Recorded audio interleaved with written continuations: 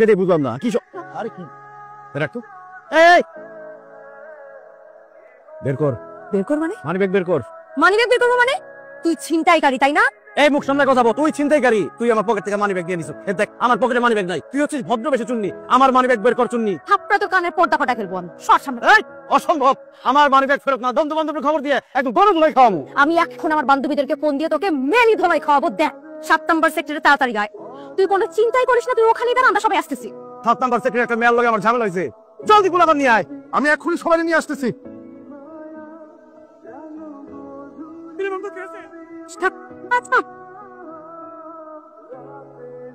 এবার তোর কি হবে চুন্নি?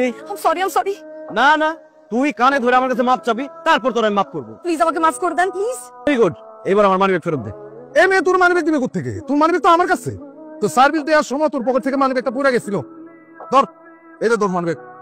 এই তো আমার মানিব্যাগ।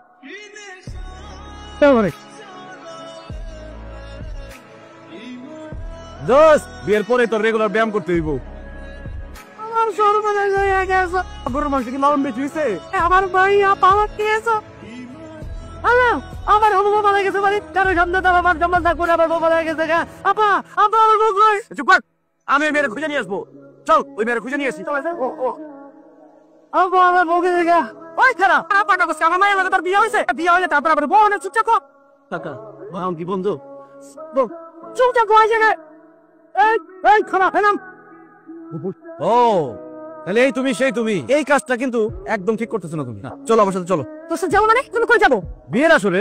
আমি তোর সাথে বিয়ের আসরে যাবো কেন? বিয়ে করতে? তোর মতো একটা অসভ্য লাঙ্গল বিয়াদবকে আমি জীবনে বিয়ে করবো না। এই আমার বন্ধু তোরে বিয়ে করবে সেই জন্য নিয়ে যেতেছি। আমি জীবনে তোর বন্ধুকে বিয়ে করবো না। এই জন্য বিয়ের আসর থেকে রিক্সা করে পালাইতেছস? আমার তো কোনো বিয়ে ঠিক হয়নি। এত কথা বলার দরকার নাই, চল দৌড়ারে। ভাই খবরদার, মানুষ জড়ো করে তোদেরকে গলা পিটিয়ে খাওয়াবো বললাম। প্রমাণ করে চিন্তাকারী মনে করা ইচ্ছা মতো গলা তুলে দিতে পারে। এলে কোনো উপায়? উপায় একটা আছে, হাত মুখ বাইন্ধে লইছে কোনো আওয়াজই করতে পারবো না। এই বান, এই হাত বান। স্যার আপনি আমার বান্ধবীকে বাঁচান।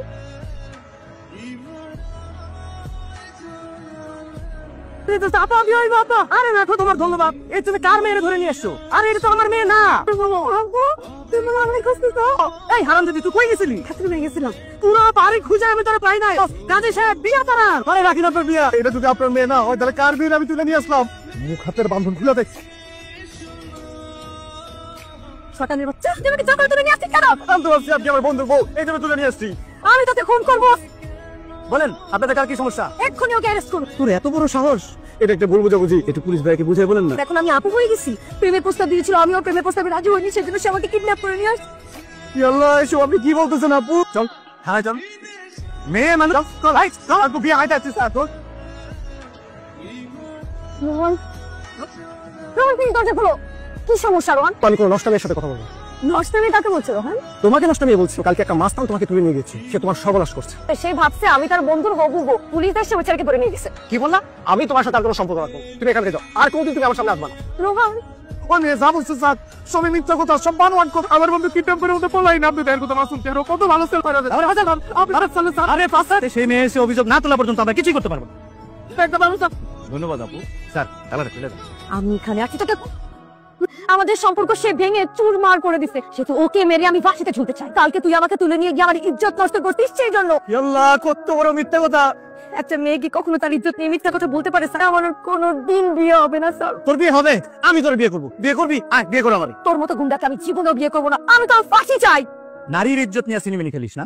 আপনি এসে শুধু ওর নামে একটা লিখিত অভিযোগ দিয়ে দেন। তার একবার জেল থেকে বাইর হইলে তার খবর আছে। আঙ্কেল কি বলতে চাও? বলতে থাকো, আমার কান খোলা আছে। রাস্ত ছেলে। কোন রাজ? আঙ্কেল আপনি ছেলেরা? রাজ নামে আমার কোনো ছেলে আছে বলে জানা নাই। তাহলে সে কে? কার ছেলে? সেটা তার মাকে গিয়ে জিজ্ঞেস করো।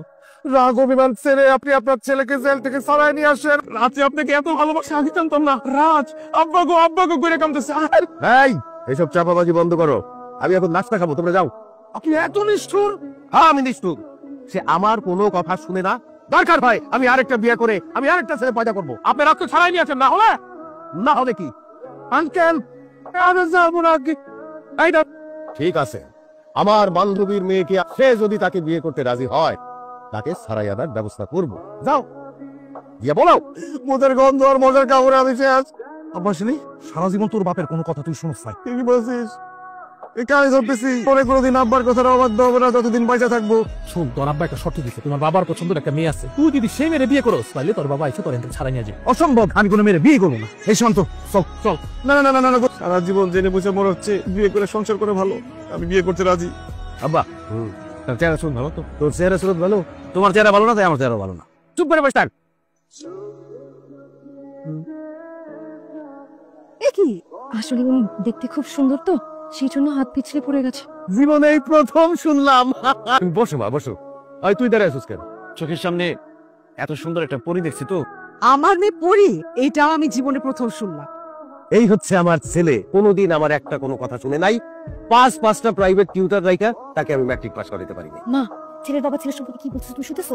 চুপ কর। আর তুই যেটা মেয়ে মানুষ হয়ে প্রত্যেকদিন মারামারি করিস, যে পরিমাণ ঝগড়া করতে পারে, যে ছেলের সাথে এই বিয়ে হবে। হায় হায় আব্বা, বিয়ে করলে তো আমার পকেট মাথা দুইটাই খালি হয়ে যাবে। তুই কি ভালো? হ্যাঁ, এই মেয়েকেই তোর বিয়া করতেই হবে। বিয়ার দিন তারিখ ঠিক কর। আব্বা চল, যত তাড়াতাড়ি সম্ভব বিয়েটা দিয়ে দিতে হবে। আগামী মাসের 1 তারিখে হলুদ আর 2 তারিখে। আমি কি একটু আলাদা ভাবে ওনার সাথে 2টা মিনিট কথা বলতে পারি? না, যা উঠ। কত বড় সাহস, হ্যাঁ? ছাড়ো, আমি এখানে তোর বিয়ে করতে আসিনি, আমিও তোকে ঘৃণা করি। এটা তোর মুখের কথা, তোর মনের কথা না, কিন্তু একটা কথা তুই কান খুলে শুনে রাখ। 80 বছরের বুড়াকে বিয়ে করবো? চিরকুমার হয়ে থাকবো, তাও তোর মতো মেয়ের আমি বিয়ে করবো না। এত বড় ফালতু ভাই।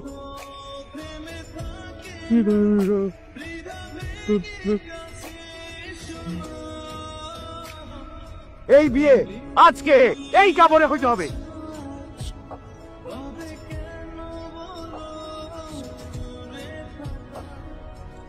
কাইনা নে, জীবনেও আমি তোকে স্বামী হিসেবে মেনে নিব না। তোরেও সারা জীবন বউ হিসেবে আমি মানবো না। তোরে আমি চ্যালেঞ্জ করতেছি, তোর সামনে আমি অন্য মেয়ের হাত ধরে ঘুরবো, তুই দেখবি আর জয়লা করে মরবি। সময় সুযোগ বুঝে আমি আমার বয়ফ্রেন্ডের সাথে পালাবো। বউ পালানো উপলক্ষে আমি পার্টি দিব বন্ধুদের। তোর চেহারা দেখলে আমার বমি আসে। মা, বমি করলে বাথরুমে গিয়ে বমি কর, আমার এখন ঘুম আসতেছে, আমার ঘুমাইতে দে। আমি উপরে ঘুমাবো, তুই নিচে ঘুমা। আমাকে সম্মান করে দেও করে ঘুমাইতে। তোরে সম্মান করতেছি আমি। তো কত বড় সাহস, শয়তানের বাচ্চা। তোর মানুষ আম্মা, কাঠ ভাঙা নিচে পড়ে গেছে।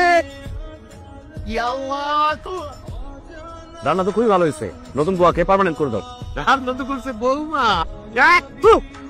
এই খাবার কি মুখে দেওয়া যায়? অকর্মার দেখে কোথাকার। না না না, শ্বশুর বাড়ি আসলে জামাইকে রান্না করে খাওয়াই তো হয়।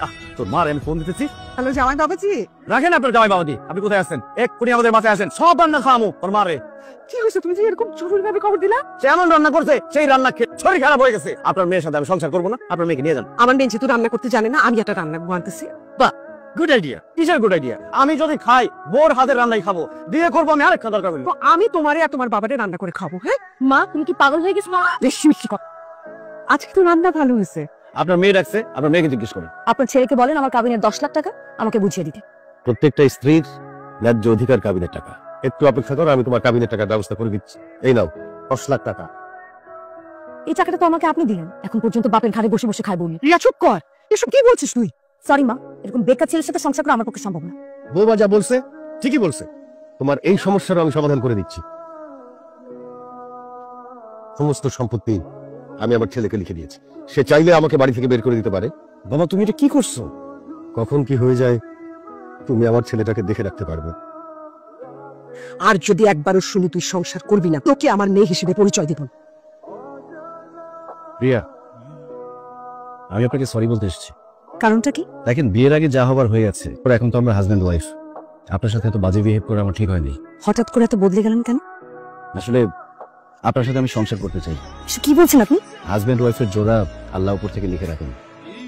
কিন্তু আমি চাই না, কারণ আমি এখনো আমার বয়ফ্রেন্ডকে অনেক ভালোবাসি। আমাকে মাফ করবেন, আমাকে আমার বয়ফ্রেন্ডের কাছে দিয়ে আসুন। আমি জানি আপনি ছাড়া এটা কেউ পারবে না। আমিও জোর করে আপনার সাথে সংসার করতে চাই। আর আমি কালকে রেডি থাকবেন। রোহন ভাই, আপনার ভালোবাসার মানুষকে আপনার হাতে তুলে দিলাম। রিয়াকে সারা জীবন সুখে রাখবেন। ভালো থেকো। তুমি আমাকে ডিভোর্স লেটার পাঠিয়ে দিও। থ্যাংক ইউ মিস্টার রাজ। কি ব্যাপার রিয়া, দাঁড়ায় গেলে যে? আমি তোমার সাথে যাব না রোহন, কারণ আমি বিবাহিত। এতগুলা মানুষের মনে কষ্ট দিয়ে আমি তোমার সাথে সুখে থাকতে পারবো না রোহন।